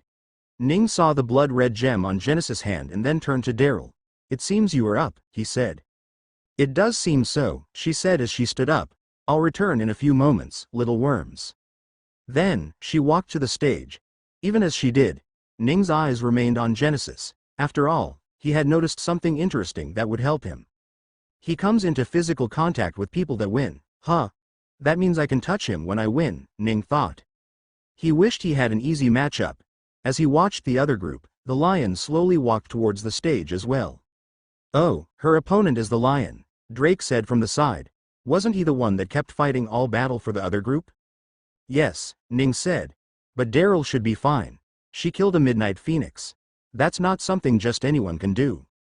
Well, let's just watch and see, Issy said from the side. Daryl arrived on the stage and stood on the side where Drake stood. The lion appeared on the other side and waited. Introduce yourselves, Genesis spoke. Yigich. The lion spoke out loud. Darylisha Regalian Eon Gondra, Daryl said. Ha ha ha, why does a lousy human need such big names? You should have names that match your size, little one, the lion said. Lit. Did you just call me, little one, Daryl asked. Yes, little one, the lion spoke. I will be sure to make your death quick. I don't find pleasure in bullying little humans. Daryl looked shocked. She couldn't believe someone had the audacity to say such things to her. Now you've done it, Daryl said as her face filled with rage. All right, we will start in 3, 1, Derek's eyes narrowed as her breath deepened. 2, suddenly, power returned to both of them. The lion got his aura back, while Daryl got her mana back. As soon as she could feel her access to the mana, she decided to let go of this little body and return to her natural form. As she did, her body started growing. The color of her skin changed, going from black to red. The lower half of her face extended until at the front of her face was nothing but a snout. Her yellow slitted eyes fell into place around her now red skin. The long red hair on her head changed into manes that hung from the back of her neck. 2 massive black horns appeared from her head that had a live fire burning on them. Her body itself got larger and wider. The red dress she wore slowly stuck to her skin and became part of it as it slowly turned into scales on her body. Daryl's wings appeared from her back that slowly got larger and larger. As it grew, Ning and the others realized that they were wrong in assuming that it was a bat's wing.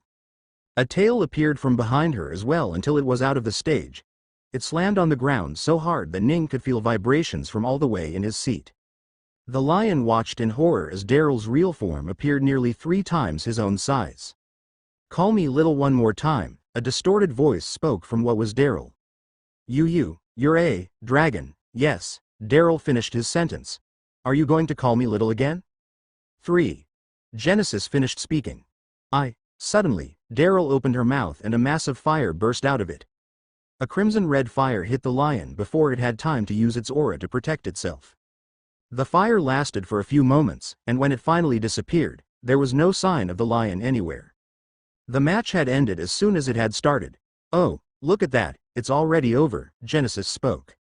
The 4 members on the other side looked in horror at the stage. Had it been any of them that had chosen the red color, it would have likely been them that got incinerated like that. Daryl changed back to her human form as her horns and tails disappeared. Her skin became dark again and the scales in her body became her red dress. Congratulations, Genesis said as he patted Daryl's shoulders. Here. Daryl took the red gem, which appeared on her forehead, and returned to the group. You're a dragon? Drake asked with wide eyes. Yes, Daryl said. You're a freaking dragon? Drake said again. I said yes, Daryl said. Why did you not say that before? Drake asked. Why should I? You didn't say who you were before either, she said. That shut Drake up. You seem to hate being called a little human, Issy said. Of course, Daryl said. That bastard dared to say it. And yet you call us little worms all the time. Isn't that hypocritical? He asked. What's wrong with worms? Daryl asked with a confused face. Worms are much stronger than humans. Since you are strong humans, I chose to call you worms. Everyone looked at each other awkwardly. Since when are small worms that wriggle in mud stronger than humans? They asked. What? No, not worms. Worms, she said. Isn't that the same thing? Ning asked. Worms. Goddamn it, I can't say it right as a human, Daryl said. She pointed her lips a little and spoke again. Worms. WYRMS, worms. Oh. Ning and Issy finally got it. You guys thought I would call you anything less than that? I've only seen corpses of dragons on my planet. My father had a bone dragon as a pet and I wondered what they were like when they lived, Drake said. I can't believe you guys are so strong. Of course, we are, Daryl said. But that was truly quite strong, Ning said. You killed that lion with a single attack. Why did you struggle so much against the Midnight Phoenix then? I can't bring out my full power in my human form, Daryl said. Only maybe 10% of it. Then you could have changed and fought, right? Ning asked. Is there some problem with transforming? No, Daryl said. I just didn't want to. Huh? Why not? Drake asked. Because it was only the second competition. I didn't want to give away all my abilities in the second competition. Who knows what other weird fights I will have to go through before I get that system thing, she said. That was understandable. She had also said that she didn't want to reveal her powers back at the beginning of the second competition too. As Drake asked Daryl more questions, Ning's mind went somewhere else. He turned to the other group and looked at the three remaining women. The elf with the green hair, the blonde-haired Bellatrix with the blanket for a hood, and the violet-haired Saphondra with the spirit little blue. Who chose what? He wondered. As he thought of that, Genesis moved again as the green, blue, and purple gems in the sky started moving on their own and soon another one fell to his hand. Blue, come on up, he said as he showed off the sapphire-like crystal to the group. I'm up, Issy said and stood up. His hand fell to his sword and he took a deep breath. Good luck, Ning said. Issy nodded and walked on. From the other side, the elf stood up and walked away from the group. Both she and Issy arrived at the stage at the same time and stood on either side of the stage. Introduce yourselves, Genesis said. Isilika, Issy said out loud. Luna, the elf said back. She wore a green and silver dress that matched her hair and eyes. She held a staff next to her, and Issy wondered if it had a sword inside of it. I will count to 3 now, Genesis said. 1, Issy and Luna both got ready. 2, suddenly, energy flowed back into both of them and into the air. Luna could feel mana in the air and inside of her, while Issy could feel the water essence flow around him. 3. Without wasting a single minute, Issy called the water essence to himself and made them become a blue, water-like armor around him. At the same time, he pulled out his sword, the blade of which was a tsunami. Luna poured mana into her staff and it changed. Slowly, it turned into a bow which she held in front of her as a string made up of mana appeared on it. The string was of solid silver color, which she caught and pulled. As she did, a green arrow formed on the bow, consisting entirely of wind mana. Issy slashed in front of him, sending out a wave of the tsunami with water filling his view. It wasn't just the water that his attack contained, however. It also contained the essence of sword and sharpness. As the wave of the slash appeared next to Luna, her silver eyes never showed any hint of worry. He took a deep breath and let both it and the arrow go. Schwa. The arrow made a whistling sound as it went towards the wave. Even as it did, it spun in a way that it gathered all the wind in the surroundings to power her own attack. When the slash struck the arrow, they didn't interact like a physical object and explode. Instead, the arrow drilled into the attack, and the air it pulled along with it stopped the advancement of the water wave. At the same time, the rotating wind spun and shred away the water slash into a million normal water drops that fell to the ground like heavy rain. Neither Issy nor Luna gave any sort of reaction at their exchange. Neither of them had given their all after all. Issy sent away another slash again, which Luna destroyed with her arrow again. Issy couldn't help but frown. It seemed he would have to up the essence in each of his attacks. That was unfortunate, as he didn't have a lot of essences to begin with. Since there was no other binder alive in his world, there was no one to bind more essence into the sword at once, and he could only maintain it through absorbing water essence himself while keeping it to the side. That he would have to do a long time if he wanted to bring it back to its peak condition. He sent out another simple slash as he thought of something. If I win, I will be reincarnating to another planet, right? He thought to himself. If that is the case, then I will only be keeping this sword for so long. I doubt I will get to take them with me. If that is the case, then I can use it as much as I want without worrying, he thought. Issy's blue eyes shined with determination. Fine, he thought. If this girl wants a fight, then I will give it to her. Suddenly, the waves that moved in his sword started getting turbulent, and they even got bigger with time. In a few seconds, it was twice as large and wide as before, and the waves looked like they would destroy even rocks if they were put in their way. Luna's eyes narrowed as she saw that. She realized that Issy was starting to get serious. Very well, she thought. I guess I should start getting serious as well. Luna pulled back the string on her bow again, but no arrow formed on it. Instead, she simply released it, and suddenly a gust of air moved all around them. Issy wondered what happened, but it didn't take him long to realize that the air was filled with tiny slashes of air in them. Fortunately, his armor could block the attacks. He made a horizontal slash, and a true ocean wave appeared out of it as it moved towards Luna. Luna pulled her string once more as a mana arrow forged around it that she shot at the incoming wave. The arrow destroyed the wave easily, just like before. However, when the splash of water dropped to the ground, she saw another wave appear right behind it. Issy had sent 2 back-to-back waves and had caught her off guard. There was no way for her to protect against this wave of water in time by attacking, so he activated a ring on her finger. The emerald gemstone on her ring shined, and a barrier of wind formed around her. When the wave hit her, she was pushed back, but she took no damage at all. The gemstone on her hand dimmed. It would take another couple of minutes before it worked again. For now, she would have to make do with her magic powers. She shook her bow and it turned back into a staff. Then, she ran forward to fight in close combat. Powered by the wind, she appeared in front of Issy instantly. Then, she slammed her staff to his right. Issy blocked and parried it with his sword. Then, he attacked her back, but Luna had already flown up and somersaulted behind him. Issy quickly ran forward and turned around as he slashed at her, sending a heavy wave of water along with sword essence in his attack. Luna slammed the butt of her staff onto the ground, and suddenly silver light appeared from it. An illusory moon appeared in front of her as it blocked the slash of water. Water sprayed around her, but not a single drop landed on her. Once the attack stopped, she quickly changed her staff back to a bow and pulled the string. This time, 3 arrows appeared on it. Luna let go of the string, and the 3 arrows twisted and turned as they collectively made their way towards Issy. Issy looked mad. Without any hesitation, he let go of more of the power in his sword, and soon it started showing more power of the ocean. He slashed again, and a massive tidal wave at least 15 meters high appeared in front of her. However, Luna didn't look worried at all.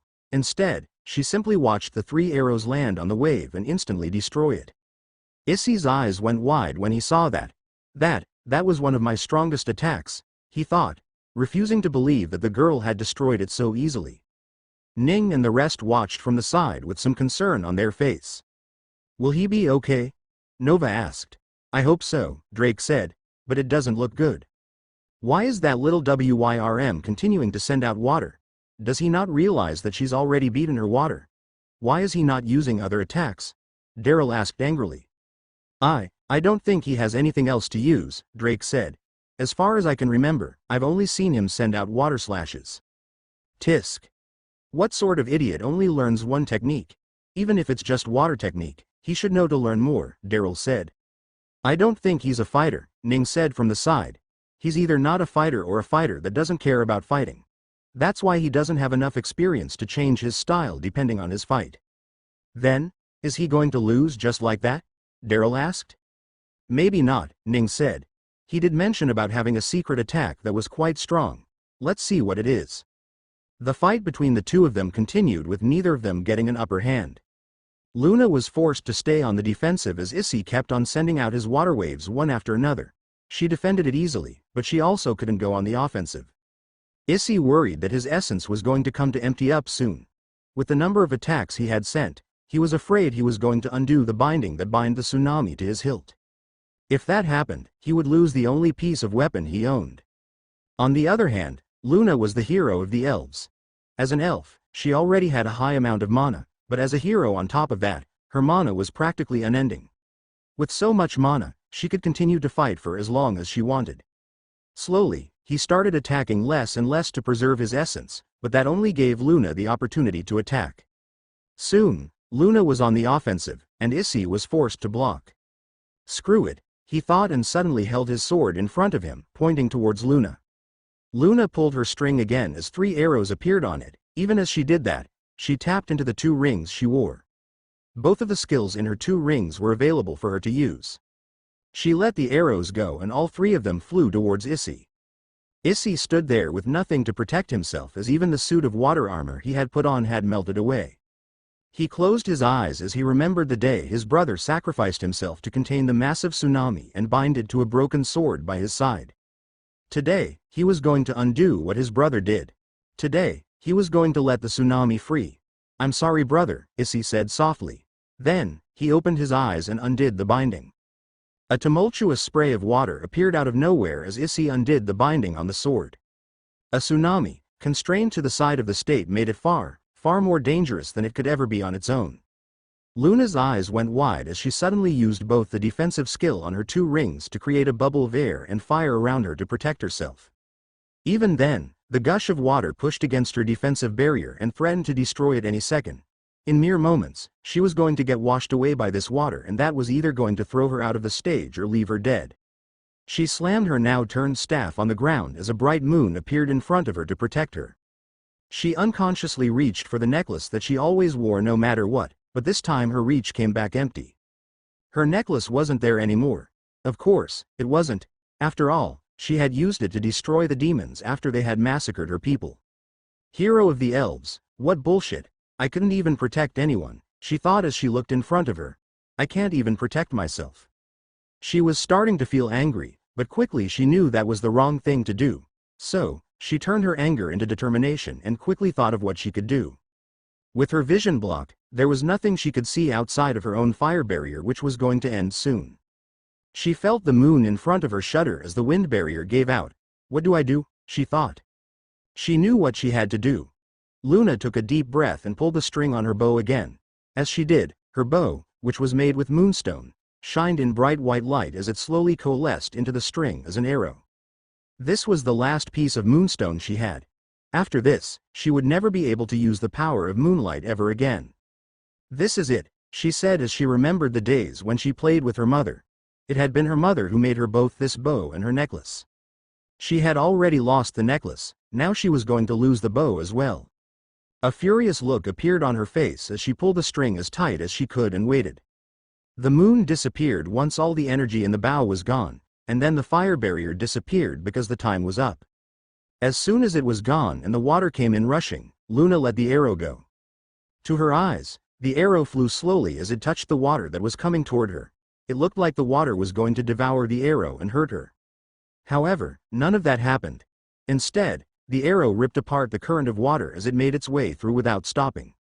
After a moment, the water stopped gushing out in a pressurized form, and instead all the tsunami that was remaining appeared at once. Arg!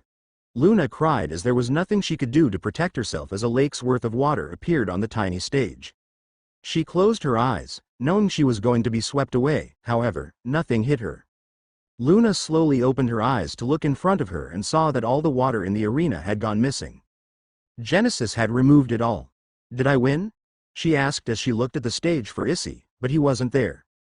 It took her a moment to find him outside the stage, surrounded by broken pieces of his hilt, as well as a pool of blood. Half his stomach was gone and his entrails flowed out of the wound. Ning and the rest couldn't believe it at all. He's dead, Drake said in a solemn voice. No way. Nova gasped and looked away, not wanting to see the corpse. Ning looked in shock, unable to come up with anything to say about the situation. Good, Daryl said. He died a warrior's death. He died fighting. Even so, they could hear a tinge of emotion in her voice. No matter how much she called them little worms, she had still come to care about them even if it was the tiniest bit. Congratulations. UW.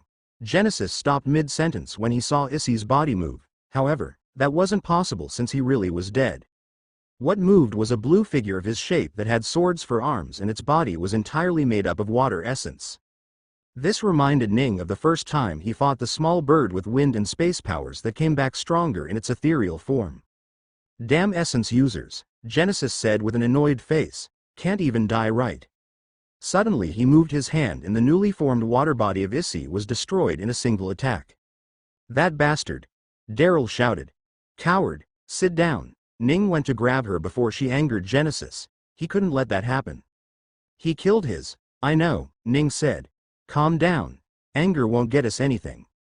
Even as he said so, fury raged in his face that he was barely containing. He couldn't wait to touch Genesis now. Luna gasped when she saw Issy's soul get destroyed. Congratulations, you win. Genesis continued as if he hadn't done anything just moments before. Here's your gem, he said as he handed it to Luna and patted her. Luna was too shocked to realize what she needed to do and only came out of her shock when Genesis forced the gem into her hand. Luna took the blue gem and looked at it. She had done what she needed to do and felt no regret about it. However, what happened afterward with Genesis was not something she felt was right. So, she turned toward Ning and the other far away and bowed a little towards them before walking out of the stage. The mood was solemn in Ning's corner. After Issy's death, no one wanted to do anything but the next competition to start. Maybe then they would be able to put their minds on something else. Ning waited for Genesis to start picking another gem when he felt something shake slightly next to him. It wasn't just him that felt it, but Drake and Daryl did too. So, they all turned around to Nova, who couldn't stop shaking her leg. You okay, Nova? Drake asked. Nova's leg kept on moving while she shook her head as well. What are you worried about? It's do or die, little WYRM. Even if you don't want to, you will have to, Daryl said. I would rather die, Novel said softly. What? Daryl looked angry. Don't say that. Don't be a coward. Ning quickly stopped Daryl from speaking anymore. You don't mean that, Nova, Ning said. I do. Nova started crying. I really do. You have no idea how long I've wished for that. But I just can't die. You can't die? Ning asked with a surprised face. Drake and Daryl got curious as well. Nova shook her head. My powers won't allow me to die. I've tried killing myself many times, but I just can't die. This must be my punishment to live with the guilt of killing everyone I ever cared about, she said. Hey, it's okay. It's not your fault what powers you were born with. That's something out of your control, right? Ning asked. Nova nodded. See, you are not responsible for killing anyone. Don't worry, later I will help you handle your power, Ning said. You can? Nova asked. Ning thought for a moment and wondered if the system could possibly help him with this if it came back. Either way, he needed to lie right now. I am sure I can, and I will do my best to solve this problem for you, Ning said. Can you do it right now? Nova asked. Now? Sorry, I can't do it right now, Ning said. Are you that scared right now? I think she's asking because of that, Drake said, bringing Ning's attention back to the stage where Genesis had pulled down another gem. Green. I don't know what to do. Nova started worrying again. I don't want to kill someone else. Ning was silent as he looked at the other group and waited for one of the two remaining to stand up. The one that got up was the golden-haired girl with the blanket for a robe, Bellatrix. It's your turn.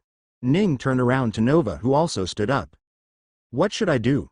She worried and looked at all three of them. She's a bitch. I say you kill her, Drake said. I will always tell you to fight, Daryl said. I kinda hate her too, Ning said. I won't say anything if you do accidentally kill her.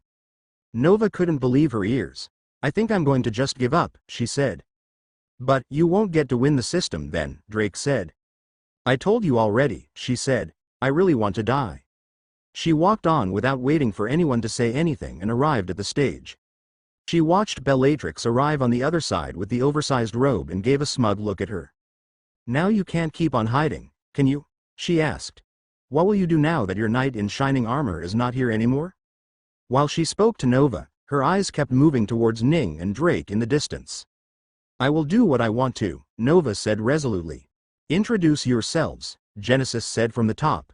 Bellatrix Black, the girl introduced herself. Nova Fable, Nova introduced herself as well. All right, Genesis said. The match will begin in 3. 1. Nova took a deep breath. 2. It's fine. I just need to give up, she thought to herself. She couldn't feel it, but her powers were back. 3. I give up, Nova shouted the moment the match started.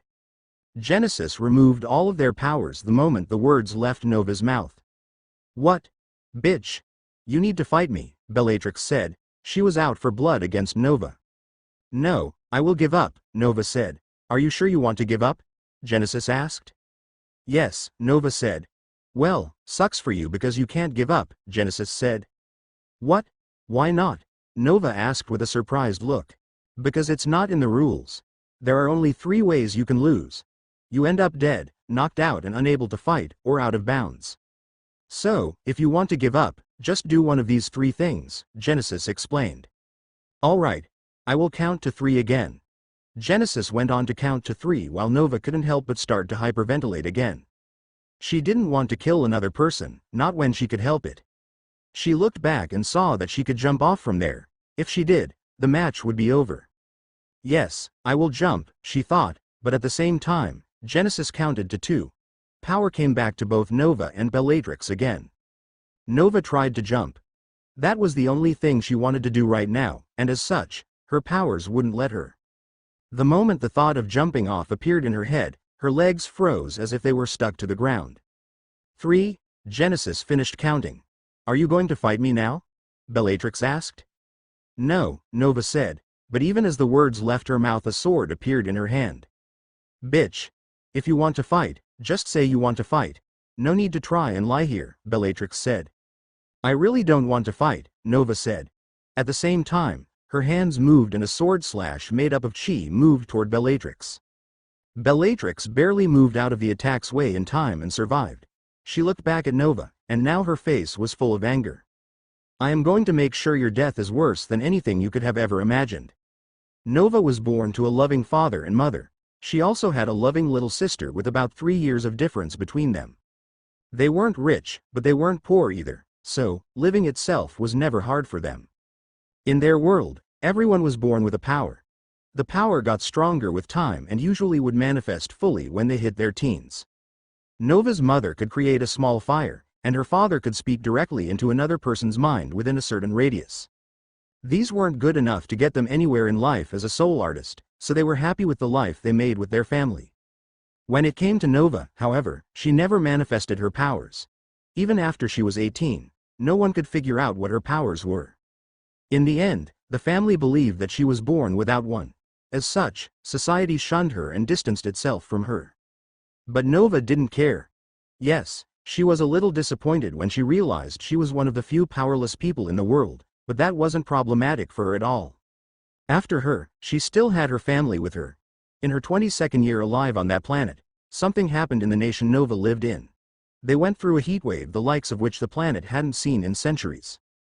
As such, all the crops started dying and their water source started drying. Fires started randomly in the forests and mountains where the plants dried. Soon, the fire caught on more and reached a village near the town Nova lived in. People went to take care of the fire, but it was way too big already, and the people in the city that could actually help them couldn't make it there in time. As such, by the time the fire was put out, half the village was burned to ruins and 20 people had died in their sleep. The souls of those who died couldn't go to the reincarnation cycle and ended up gravitating towards something close by that called for them. Nova's weak powers. Nova had the powers of opposite. To anyone on the outside, it looked like bad luck, but it was more nuanced. Her powers affected the souls of others and gave them the worst thought possible in the other direction of what they wanted. Even for herself, her powers forced the opposite of what she wanted. If she wanted a clean face, pimples would pop out the next day. If she wanted to eat something sweet, it would turn the food salty to her. If she wanted to have powers like everyone else in the world, it would hide from the world. But her powers weren't so bad as they were really weak. In the grand scheme of things, they were powers that could be easily chalked up to a mere coincidence. That was until it fed on the souls of the dead. Until now, her powers were working on the strength of her broken soul. After that, it suddenly had 20 new broken souls to work with. People had died before around Nova, but never this many, not at once. As such, overnight, Nova's power increased 20-fold. The next day, Nova went to the place where she worked as a waiter. Over the course of the day, she started noticing weird stuff. Overcooked meat, raw vegetables, and stiff bread. However, that was nothing compared to the one man who wished his dish didn't have nuts in it. With Nova's powers, it did. As soon as the man ate the food, he fell to the ground with a nut allergy. As he was on the ground, he wished with all his heart that he didn't die. Nova's powers heard what he wished and did the opposite. Within seconds, the man died, and Nova's powers absorbed his broken soul. When the man died in the middle of the restaurant, the other people who saw him die wished that their fate was never like his. Nova's powers made sure they were, and it made sure to feed on their souls when they died. One after another, the people in the restaurant either started dying or started killing themselves. Nova was so scared that she ran away from the restaurant. People found out what happened, and before she could even reach her home, the other people came to catch her, thinking she had killed them all. She didn't want to fight them, so a sword appeared in her hand. She didn't want to hurt them, so the sword attacked them. She didn't want them to die too, and so they died. And so her powers got stronger. Soon her powers started to be more proactive and had people do the worst thing they couldn't imagine themselves doing and do it. Some husbands killed their wives, some mothers killed their children. Friends killed each other, lovers tore each other's hearts out. People who were alone killed the only one they could find, themselves. People who were suicidal started taking other people's lives like psychopaths. In the end, when they were alone, they killed themselves as well. And as the people died, Nova's power absorbed their souls and increased its reach for both influence and absorption. Soon, everyone in the nation started killing themselves. Once they were dead, their souls would make her even stronger. Nova had figured out by now that it was her power that was doing it all. Knowing that it was her powers, she tried to stop it, suppress it. She only made it work faster and harder. Everything she wanted, the opposite happened. Nova was too overwhelmed to think about anything, so perhaps that was the reason why her parents were still alive when she reached home. However, just because she wasn't thinking about them, didn't mean her powers hadn't reached here. Nova looked to the side and saw something black and charred on the floor. Nova looked at her mother and father. Then she looked at someone who wasn't there, and she knew what the charred thing on the ground was. Her mother had killed her sister, and it was entirely Nova's fault. Nova's father stood there as if there wasn't a corpse of his daughter next to him. "It's not going to be all right. I am not going to save you." Her father's voice haunted her mind as he spoke directly to Nova. He wanted to say pleasant things, but her powers wanted him to do otherwise. Her mother knew what she had done, but she couldn't feel remorse at all. Instead, she felt happiness. Both of them did. Nova wanted to run away, but her father didn't let her. He wanted her little girl to not feel scared, so he decided to give her a hug. Nova's powers made it so that his hug was the strongest hug she had ever had. Her father was going to crush her with his strength. For some reason, after realizing this was all her fault, Nova wished she would just die. Her powers made sure she didn't die. Instead, the one that was killing her died. Her mother tried to pull her father away, but instead, she started choking her daughter to death as well. Then, her mother died too. Nova remained all alone in her home as the world outside her house started killing each other, and soon there would be no more people living in her broken little world. Every day that she lived there, Nova wished that she would die. However, even as her power slowly lost its strength, she never really could go against it. Nova believed that she would be the last person to die on that planet, maybe even wished it. However, as if her powers reached beyond just the planet, she found herself in the middle of a white room with hundreds of people. Nova realized at that moment that no matter what she did, she would continue to kill people, and she felt terrible about it. "Come on, attack!" Bellatrix shouted from the other side of the stage. Even at a time like this, perhaps because it wasn't the right time, she remembered everything that happened to her vividly. Suddenly, Nova dropped the sword as the memories overwhelmed her, and she was forced to slump down on the ground with her head in her hands. Ning and the rest saw that and didn't know what to do. "That little Wyrm should stand up and fight," Daryl said. "She can't," Drake said. "She's not the fighting type like us." Luna, Taran, and Saf were confused as to what was happening. They had guessed from the lack of involvement from Nova in the fights that she wasn't powerful and was only a hindrance. But they were still hoping to see her put up some sort of fight and not collapse to the ground in a bunch of tears. Bellatrix was perhaps the most confused there. Usually, people would get sympathetic in this situation, but whether it was because of Nova's powers, or because Bellatrix's personality was just like that, she started to get angry. "Why aren't you fighting?" she shouted. After not seeing Nova get back up, Bellatrix decided to attack herself. Ning and the others were wondering what her powers were because she hadn't shown them yet. As they waited, Bellatrix suddenly took off the oversized blanket and threw it onto the ground. Inside, she was wearing a simple pink dress and nothing else. "I expected an armor or a hideous body inside there, but she's just a young woman," Drake said. "What was she hiding then?" Daryl asked while narrowing her eyes to get a better look. "Maybe she needs darkness to feed her powers. Maybe that's why she went around in an oversized blanket," Ning said. "Maybe," Drake said. The three of them waited to see what was up when Daryl noticed something. "Hey, what's that?" she asked, pointing to the blanket. What? Ning asked as he looked at the blanket. On top of it was something drawn on it. Bellatrix had hidden it by wearing it on the inside. That looks like some sort of magic circle, Ning said. Bellatrix quickly extended the corners of her blanket and started saying some sort of prayer or chant. Soon, the air around the stage moved as it whipped Nova's hair around and the previously unnoticed markings on the magic circle started shining bright. Bellatrix wanted to bring out something weak to fight with the even weaker Nova while preserving her spiritual energy. However, whatever she wanted was the last thing that happened at this stage. All the energy in her body disappeared as she poured every single thing in her to summon this monster. When the summoning circle shined the brightest, something appeared on top of the blanket. It was something dark and distant. It was hard to see as if it had no color and no shape either. All they could see was a pair of red eyes and wings that extended out from the void. Where am I? The void spoke to them. Bellatrix herself was surprised that she managed to call for something so strong. This, whatever it was much stronger than the devil that killed every single person in her world. She was fascinated by it. Of course, it wasn't her that had managed to bring this beast here. If not for Nova's powers forcing her and even aiding her in her summon, she could never bring this being into existence in this place. Ha ha ha ha ha ha. Bellatrix laughed the hardest she had ever when she saw him. I did it, I win. Why did you summon me? The void's voice escaped. What do you wish for? I want you to kill me, Bellatrix said even as she continued laughing. All three of the members of her group suddenly jolted to their feet when they heard that. Granted, before anyone could tell what had happened, all they noticed was the missing hysterical laughter that was in the air a moment ago. The next moment, there was nothing where Bellatrix stood. I have fulfilled my pact, the void spoke. Then, it slowly turned and looked toward the sky. I suppose I should use this moment to get stronger.